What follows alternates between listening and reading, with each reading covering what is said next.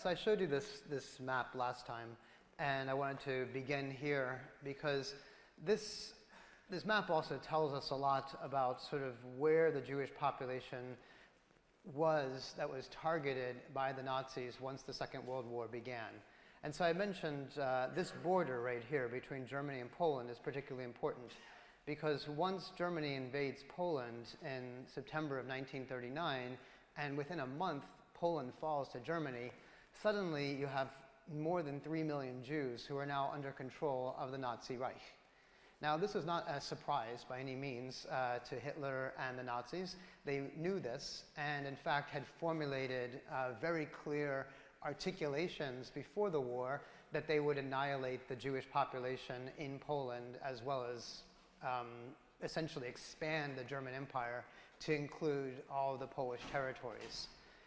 They had already annexed Austria. That happened the year before, in 1938. So 60,000 additional Jews were part of the larger German Reich at the start of the war. And the year after, in 1940, they of course move westward, and the Jews living in France and also in the region of Belgium and Holland will also come under Nazi control. So this begins a series of events, a kind of cascading series of events. And I'm going to take a step back first today to kind of talk about some of the historical terms that I know there's a lot of, some of you may be much more versed in European history and you've had these terms before, you've seen them, others maybe not so much. And I wanted us to be on the same page with regard to a number of kind of terms and consequences that happen. And then the second half of class will go to the issues around genocide. So some historical terms that you should probably be familiar with, maybe which you know already. One is simply the term in German, a lager. Sometimes it's simply called a KZ or a concentration camp. It's essentially really one of the elemental parts of the Nazi, really the Nazi terror system. I had mentioned that the first concentration camp was established in 1933 in Dachau, or called Dachau, outside of Munich. Other concentration camps throughout Germany were established in the 1930s. So you have Sachsenhausen outside of Berlin, you have Buchenwald outside of Weimar, you have Bergen-Belsen in the north. You have a number of other labor and slave camps as well. They're mainly, in the 1930s, used as detention centers. They're usually used for political dissidents. To a certain extent, in the late 30s, they become used for Jews. But you don't have a systematic annihilation of the Jews in the 1930s. You have really kind of a consolidation of power and terror, which we talked about last time, linked with fascism. By 1939, 1940, you begin to see, this happens particularly in Poland first, the establishment of ghettos. Ghettos are areas where Jews are confined to live, and that happens particularly in major cities. So the Warsaw Ghetto is established within a month after Germany invades Poland. There's 450,000 Jews stuck into a small, about a 2-kilometer region of Warsaw, and the ghetto is sealed off. And by sealed off, I mean by brick and mortar and by guards. So all the Jews who live throughout Warsaw are now put together in a single place called a ghetto. When you have the ghettos, you also have a system of keeping track, particularly a census system that immediately happens, where the Nazis are working with Jewish leaders, often, to round up, find, bribe variously, to find out where the Jews are, make sure they're all there, keep track of them, their names, and also their material holdings. Ghettos become evacuated at different points throughout the 1940s through a process called deportation. Deportation happens primarily on trains. Almost every ghetto is established near a train station. This was Eichmann and Heydrich's idea. They knew this ahead of time because they were planning. This is an orchestrated plan, right? So when you read Heydrich talking about the establishment of what they're going to do in Poland, he says you establish ghettos near train stations, because train stations are transit stations to get rid of people. And this process means that in between the deportation, you have transit camps, which are like intermediary camps, and then you can bring people to concentration camps, which begin to have both a connection with slave labor, because the Germans realized that people who were of working age, generally above 18, sometimes 16, relatively healthy and fit, can also work and create munitions. They can work in factories. They can essentially create the military infrastructure that Germany will need to expand. Now, other people are not considered to be slave laborers because they can't work. They're too old, they're too young, they're sick. And so something, namely an extermination camp, gets set up, and the first extermination camps are set up in really systematically 1940-41. And we'll talk about that in a second.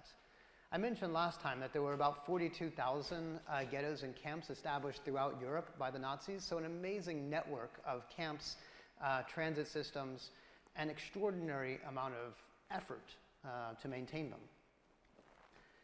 The term Gestapo, which probably has come up in different places, you've seen before, is just shorthand for Geheime Staatspolizei.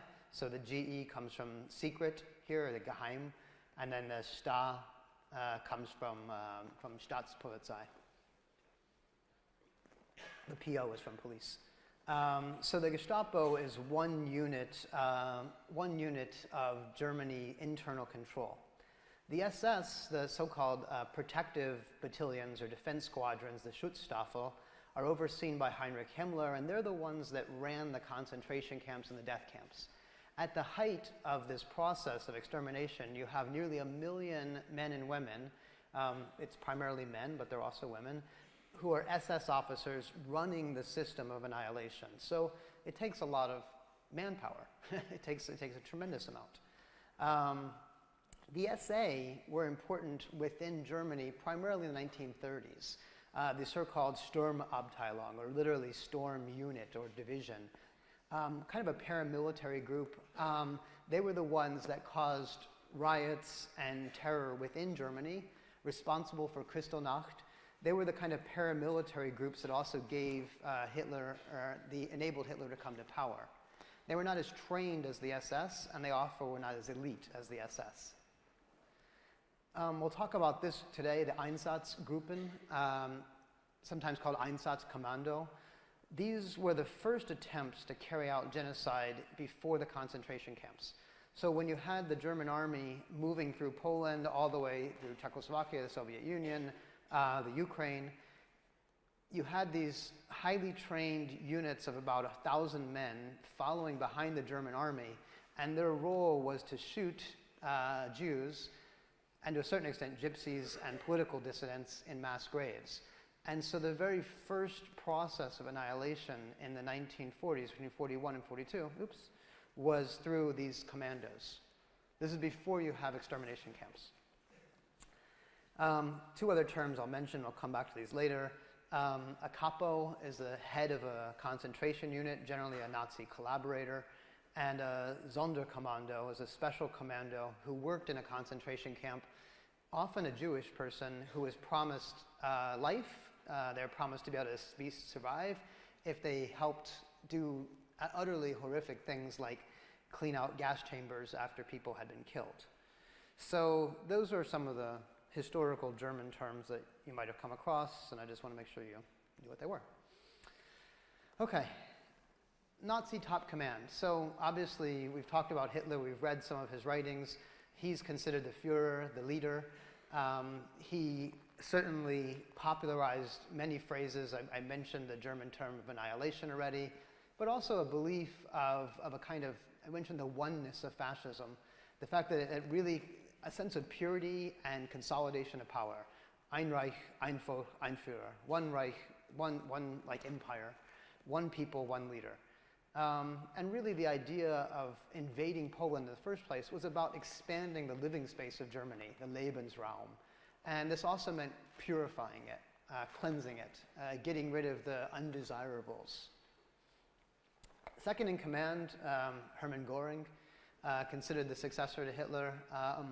He was the one that authorized Reinhard Heydrich to carry out the final solution. Reinhard Heydrich was the head of those mobile killing units, those Einsatzkommandos. He was the head, he was often considered the mastermind of the Holocaust. He died in June of 1942. He was actually assassinated, and so much of his ideas were carried on by his successors, but he had put into place the first systematic operations of killing by gun, and also the authorization to use carbon monoxide and establish extermination camps. Himmler was the head of the SS, and so I remember the SS were the people that ran the concentration camps. He was also head of the secret police and the secret security office. That was his role, very similar in some ways to Göring's. And finally, and we'll talk about this a little bit next week as well, those Einsatzgruppen, those groups of soldiers that went behind the military lines, were divided into different battalions, just simply called A, B, C, and D, and they moved through both small cities and towns behind the German army, and like I said, they rounded up groups of people and murdered them in mass into mass graves. We know a lot about this actually today because so much of what's happening in the Ukraine and areas of Belarus and Estonia and Latvia and Lithuania and Russia is happening based on forensic evidence. And so it's a really interesting kind of study that we're only beginning to understand the scope of where all these mass graves are because of archaeological and forensic evidence that's locating these sites of mass violence that had been previously really unknown. And so it's an extraordinary area of Holocaust studies that right now has been taking off because of scientific evidence. Bullets are preserved over time, and they're easy enough to locate with forensics. So let's, I'm going to go back to the speech that we saw at the end of The Eternal Jew, the film from 1940 that we talked about last time. This speech that I asked you to look at in its entirety in the readings for today. And this is Hitler on the 6th anniversary in power. And I just wanted to say a couple things about it because this, again, this is what gives rise to, well, this is what kind of unleashes the final solution. So he says, we're determined to put an end to the way this alien people, the Jews, is infiltrating our society. In my lifetime, this is a kind of reflective moment, in my lifetime I have very often been a prophet and have mostly been ridiculed for it. I've been ridiculed for my predictions. In the period of my struggle for power, this is in the 1920s and 30s, it was primarily the Jews who laughed off my prophecies. He couldn't be serious, this is crazy. I believe, however, that German Jewry is now choking on its resounding laughter. And then he says, today I will once again be a prophet. I'm going to tell you the future. I'm going to predict it. I'm telling you what I'm going to do, right? It's not like you have to read into this. It's not a metaphor. It's not a lie. I'm predicting the future. I'm going to do this. And say, if international finance Jewry in and outside of Europe succeeds in plunging nations into another world war, then the end result will not be the Bolshevization of the planet. He considers Jews and Bolsheviks and communists to be the same here.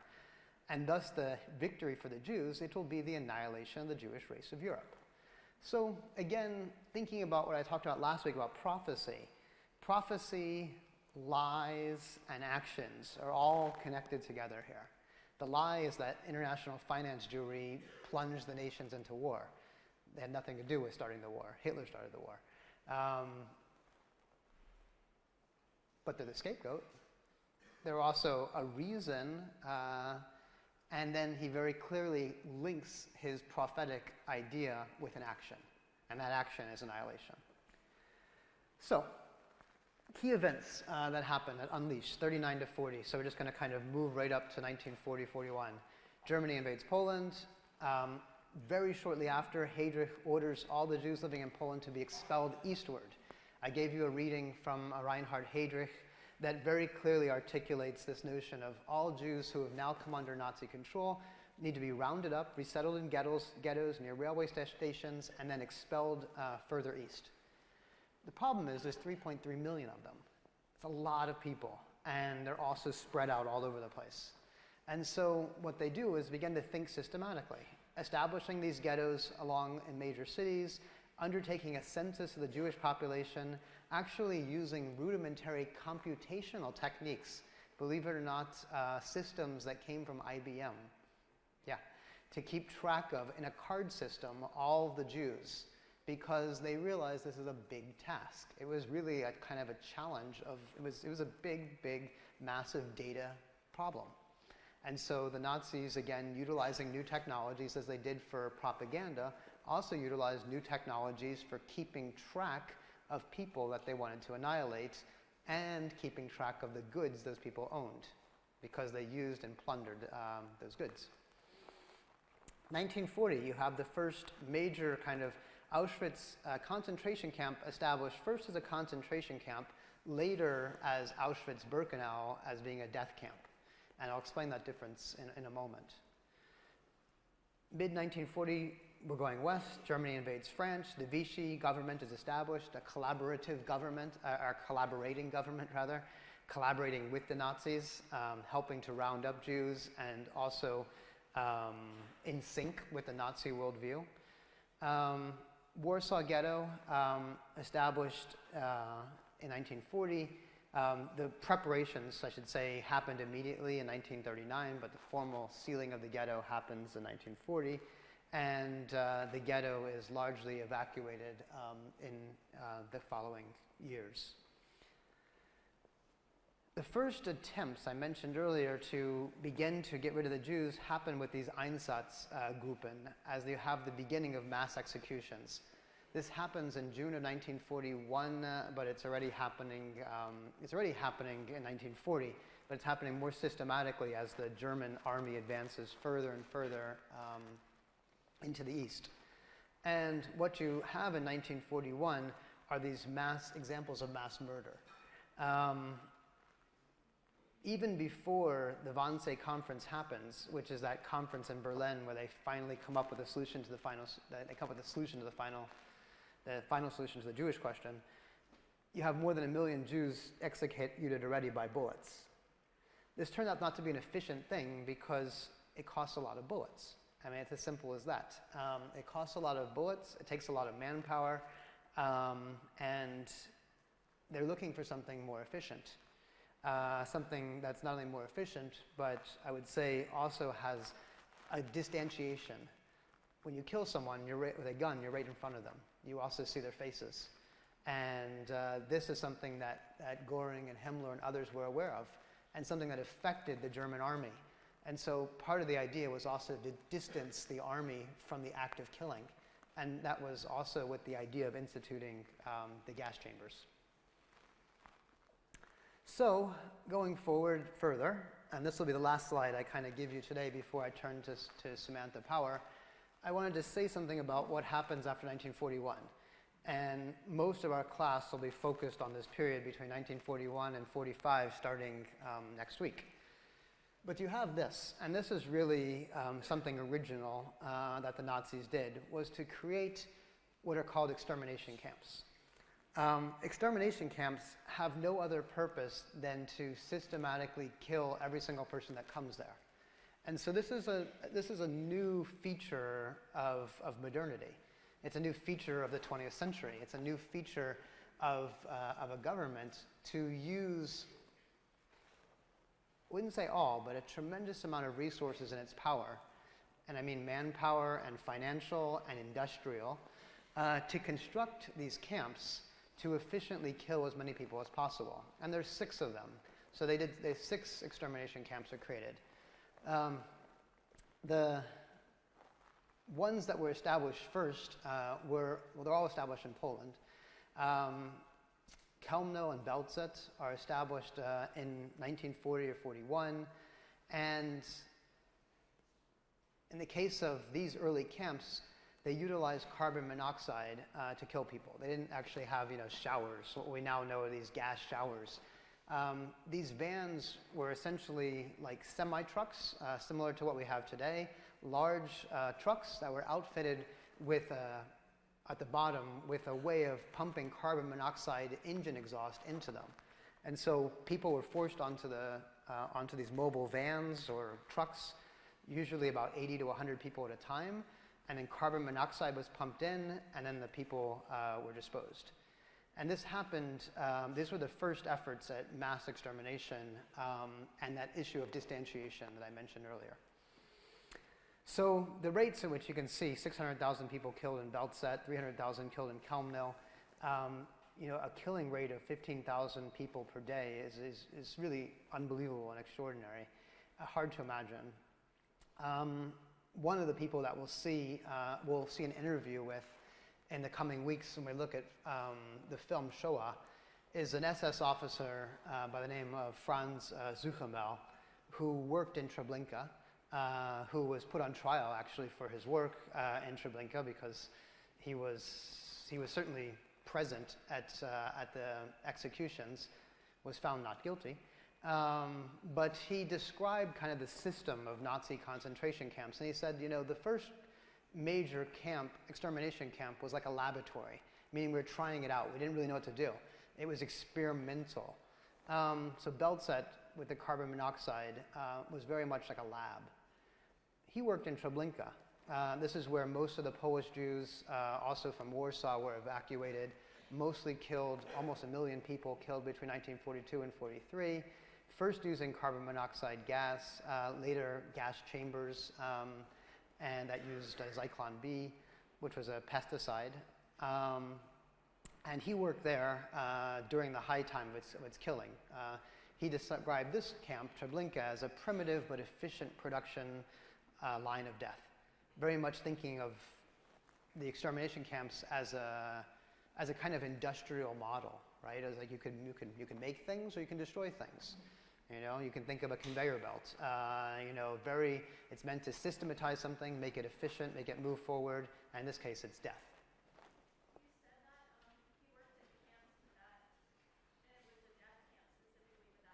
It was Treblinka. He was exonerated. Yeah, we'll read the court thing later.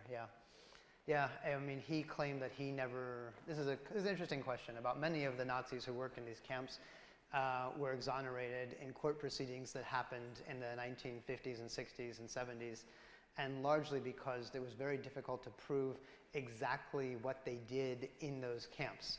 For one thing, there are very few witnesses, obvious reasons. At the same time, many would say that they said or claimed, I wasn't the one actually pulling the lever or the trigger or dropping the gas.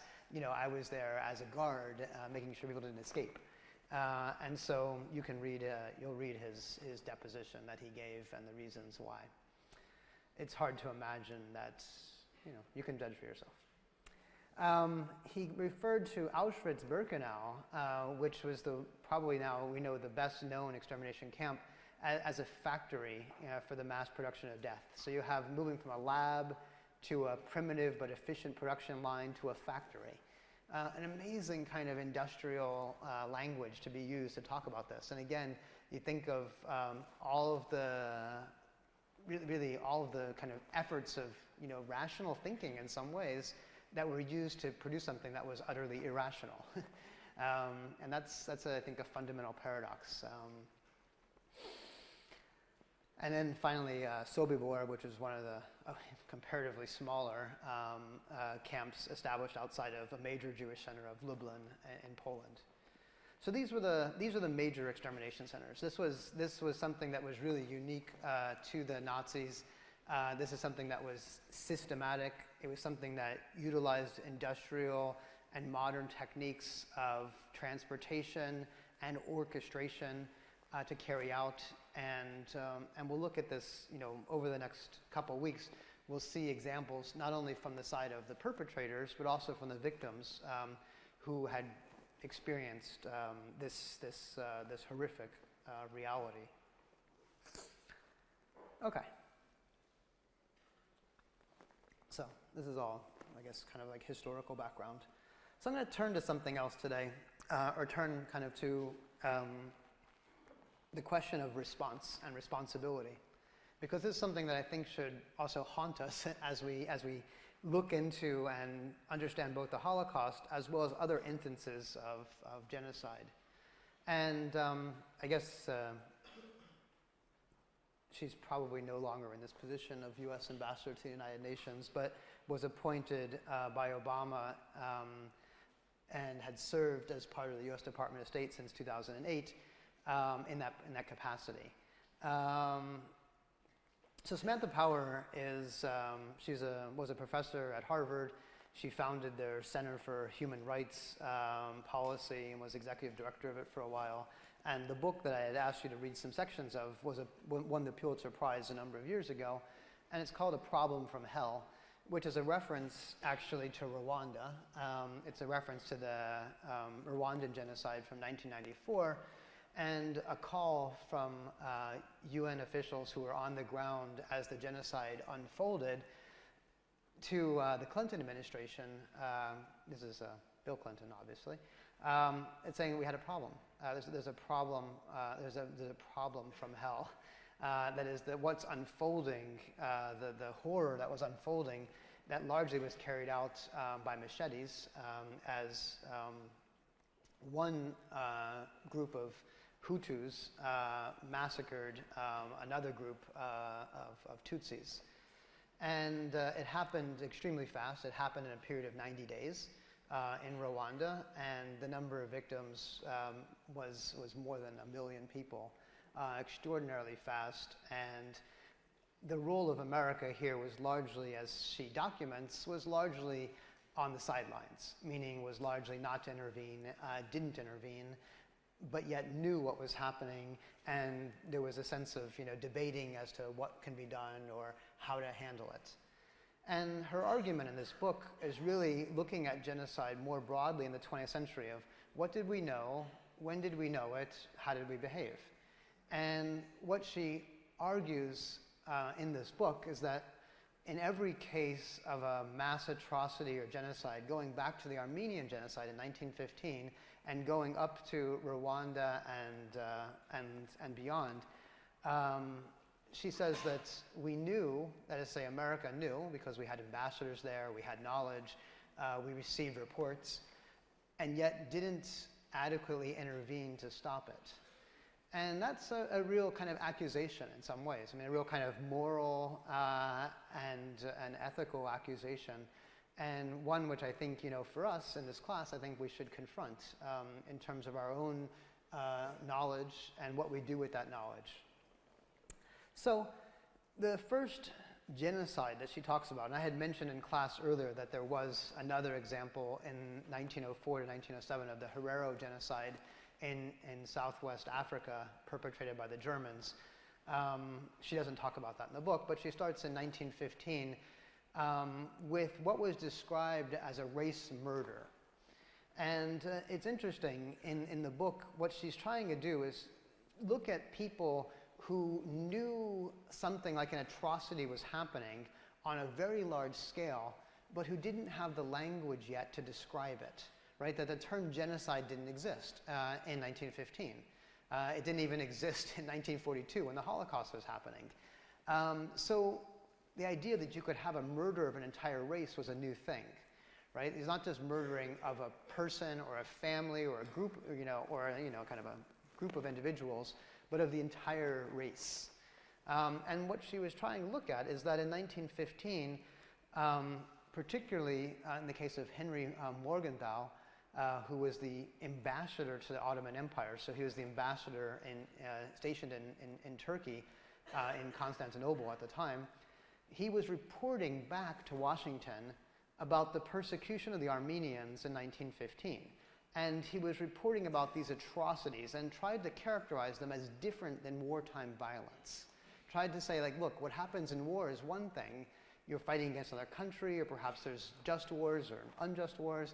But here, he's talking about fighting internally to cleanse a group of people based on a racial and religious reason.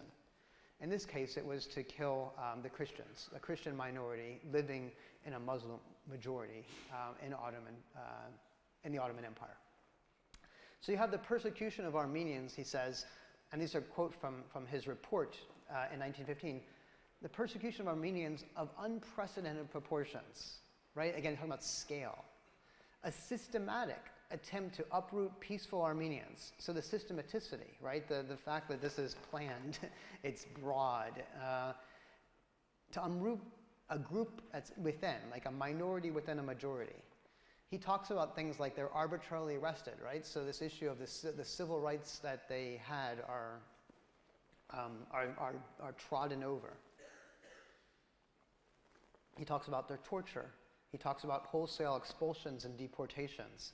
In fact, the very first genocide to use trains to deport a group of people was the Armenian genocide in 1915.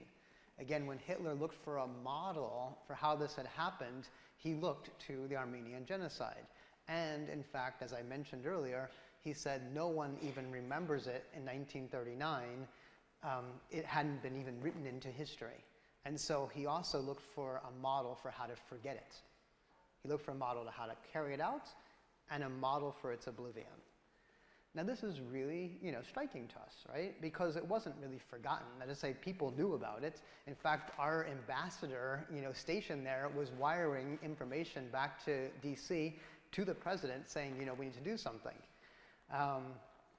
And so he had also had meetings with folks in Turkey who had presided over the genocide, which was essentially a mass murder campaign, a deportation campaign, and a starvation campaign where, and we don't know the exact numbers, between 1 and 1.5 Armenians were killed between 1915 and 1917. And Mr. Mehmed Talat, who you read about in the book, had escaped from Turkey, resettled in Germany, was living a free life in the 1920s, early 1920s, before he was gunned down and shot by an Armenian who had lost his family. So he essentially was murdered for his role in committing the genocide, but never put on trial by any state, and never brought to justice by any state. So this is striking. So variations of non-response. This was perhaps, for Samantha Power, one of the issues that she looks at these variations of how America had knowledge of what was going on but didn't respond. Some of these things are, it's not our problem. It's a problem of national sovereignty. It's a problem in that, part of the world. We don't want to get involved in this matter. We can't be the world's police. Things like that. With regard to the Holocaust, it was a combination of, in 1943, we had aerial photography of precisely where we could have bombed Auschwitz, and decisions were made in 1943 not to do so. Part of that was because of shifting of resources. Part of it was exactly, if you look at the documents of the discussions that were had, is you would have had to shift resources away from the war effort, planes and bombs and other perhaps resources, and didn't do so. Then this other aspect of it can't simply be true. The reports have to be exaggerated. This is too big. It's too extraordinary. It's unimaginable. Can they really kill 15,000 people a day? That's craziness. So the sense of almost the cognitive dissonance between the reality of the atrocity and the skepticism of its truthfulness. And finally, I should say that in the period of the Armenian genocide and the Holocaust, there were no international laws that could be applied to arrest the perpetrators or stop them or bring them to justice. So on the basis of what? The Nazis essentially made their own laws up, right? They basically said it's perfectly legal. The Jews don't have citizenship. We stripped that away. The Jews are subject to the state. The Jews are enemies of the state. The Jews need to be exterminated. This became the law of the land. And so you can't exactly say, oh, it's against the law. If the law of the land is to annihilate a group of people, they're following the law of the land. And therefore, one has to think, obviously, outside of the law of the land. One has to think internationally. Are there international laws or rights or responsibilities of the international community to arrest and bring to justice perpetrators of genocide? And in 1942, there weren't. And that's really remarkable, because one of the things that the Holocaust gave rise to was the 1948 convention, the UN Convention to Prevent the Crime of Genocide, which was precisely to establish international law to prevent the crime of genocide.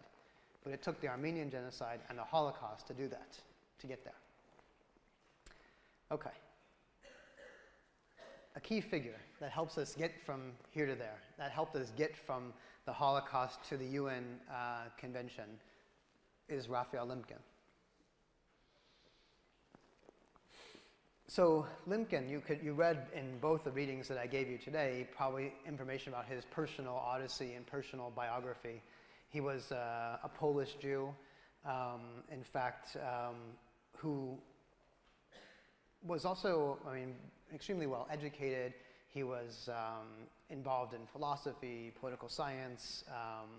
He was involved in advocacy around genocide in the 1940s and 50s, and someone who himself had lost dozens of members of his family in the Holocaust, but who had managed to escape to the United States, assumed a position as a faculty member actually at Duke University for a number of years, and who worked tirelessly in the 1940s and 50s to get genocide recognized by the international community as a crime that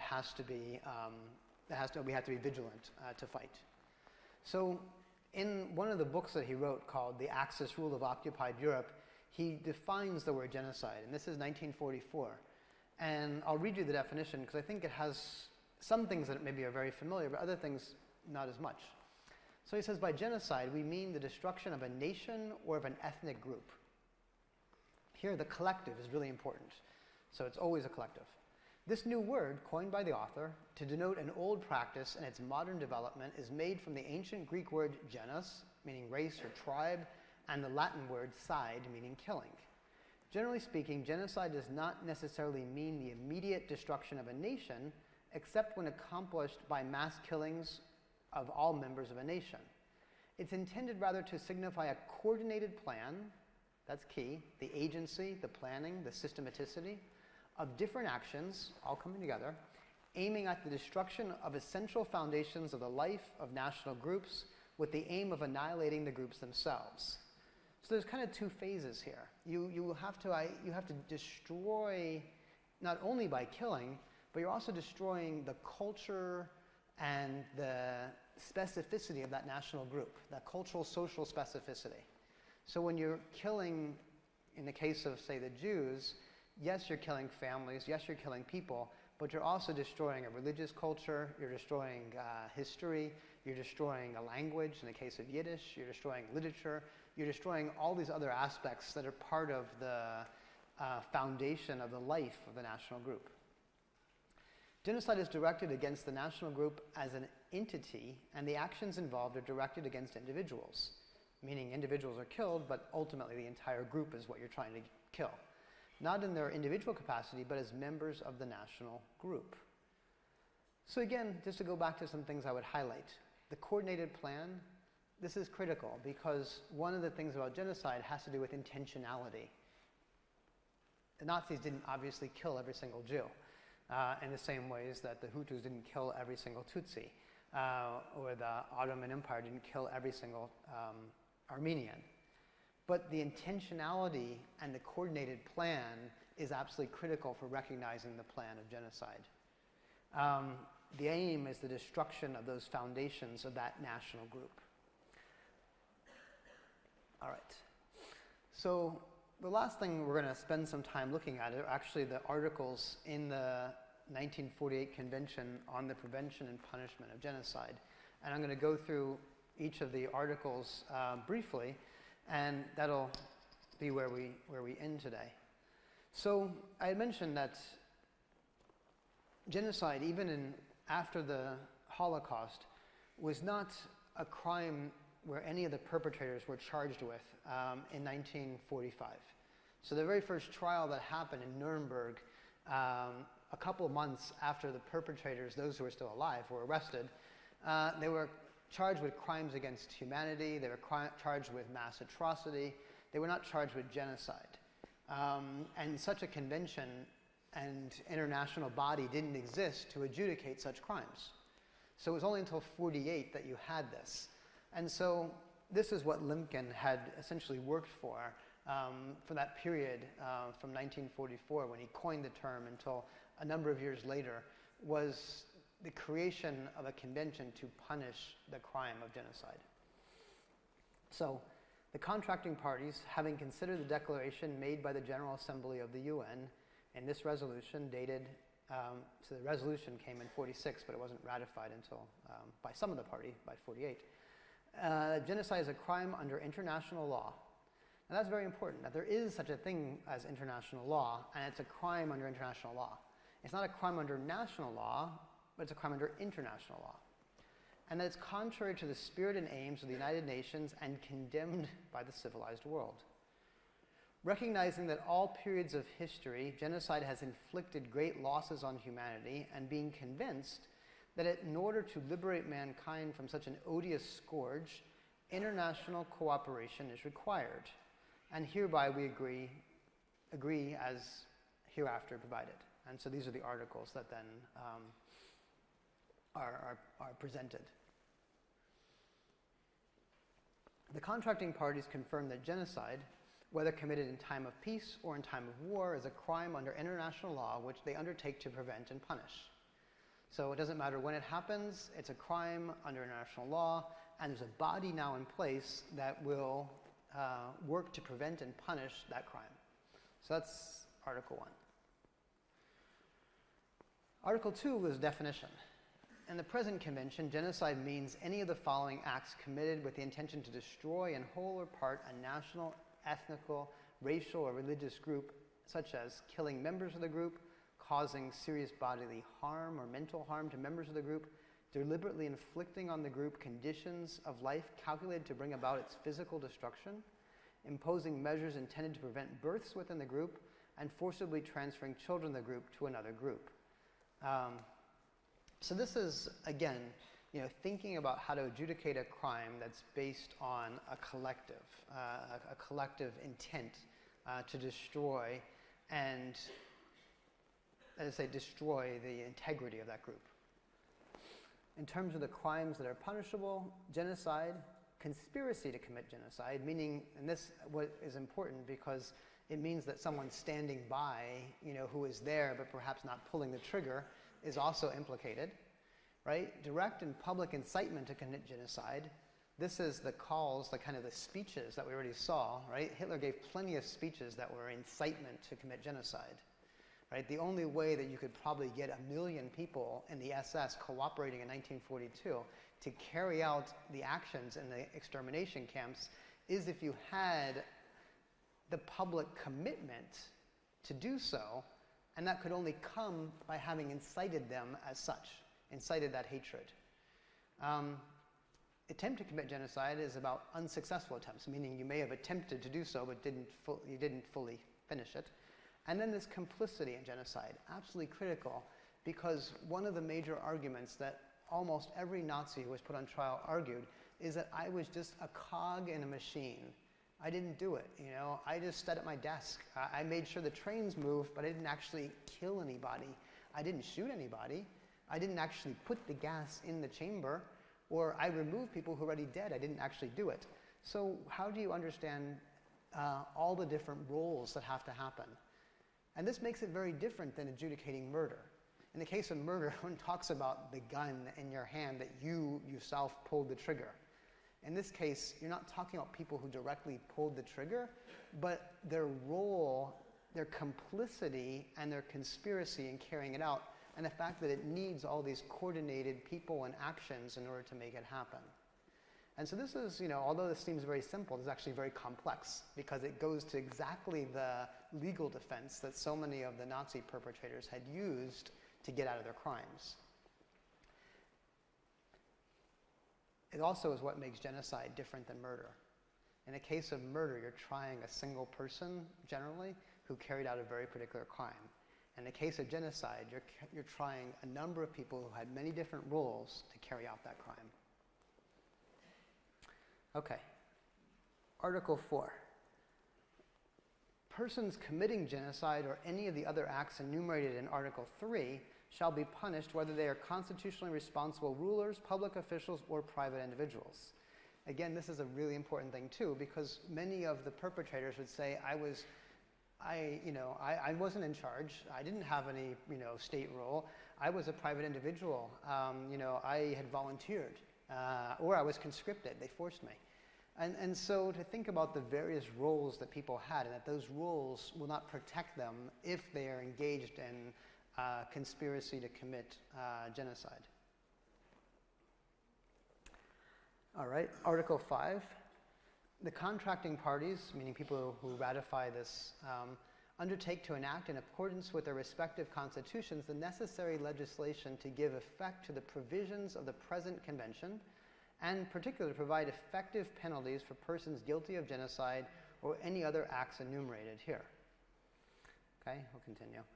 Persons charged with genocide or any of the other acts enumerating in Article 3 shall be tried, and this is very important, tried by a competent tribunal of the state in the territory of which the act was committed, or by such international penal tribunal as may have jurisdiction with respect to those contracting parties which shall have accepted its jurisdiction. Meaning the state could try the perpetrators in the place where the actions happened. In the case of Rwanda, I think this is a really good example where you have trials taking place locally in the form primarily of truth and reconciliation commissions, because the perpetrators and the victims continue to live in very close proximity to one another. And this is not an international body necessarily intervening, but the apparatus of the Rwandan government and judiciary carrying out those trials, and they're ongoing trials. This is the case also to a lesser extent, but to some extent also in Cambodia. The other option is the International Penal Tribunal. And this is also the case that the UN has established a tribunal for bringing perpetrators of genocide to justice. And as Samantha Power points out, and this is perhaps one of the bitter ironies of this convention, is that it wasn't until 50 years after this was ratified, remember it was ratified in 1948, or it was brought forward in 1948, it wasn't until almost 50 years later that you have the first charge of anyone convicted of genocide, and that's Slobodan Milosevic. And so it's really quite extraordinary. It forgets, so to speak, other major genocides that happened in between, and Cambodia and Rwanda would be just two. Article 7. Genocide and other acts enumerated in Article 3 shall not be considered as political crimes for the purposes of extradition. They're a different kind of crime. They're not political crimes, but rather they're crimes here that have a different status. The contracting parties pledge themselves in such cases to grant extradition in accordance with the laws and treaties in force, meaning that someone will not be able to flee a country and therefore be protected. But if you're participating in this, you would turn the person over who had committed these acts. Finally, Article 8, any contracting party may call upon the competent organs of the United Nations to take such action under the Charter of the United Nations as they consider appropriate for the prevention and suppression of acts of genocide or any other acts enumerated in Article 3.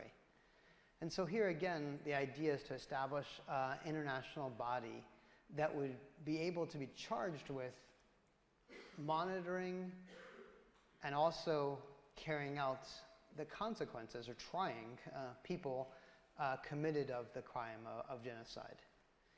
Now, many countries, as Samantha Power points out, ratified this treaty. The United States, in fact, has ratified it, but it took decades before they did. And I'd also mention, as she does in a kind of somber tone, is that it seems to have a substantially more amount of words than actions behind it. And so many actions of genocide that have happened since then, which should have been stopped, and many perpetrators who should have been found and put on trial have not. And so I think the challenge in many ways is not only what we're learning, so to speak, from the past, and how we're seeing new institutions come into place, like the UN Convention for the Prevention of Genocide and Punishment of Genocide, but the fact of the matter is that it's not enough just to have the convention and the words, but we have to have the moral force and action behind it to enforce it. And this is still something that's very much, so to speak, that hasn't happened. So I'm going to actually stop there for today, but I wanted to just kind of give you a small indication of where we're going to go. We're going to go back to 1941 next week, and this is where I'll end this slide. We're going to go back to 1941, and we're going to go back to Reinhard Heydrich calling together the officials in Berlin to carry out the final solution in 1942. So before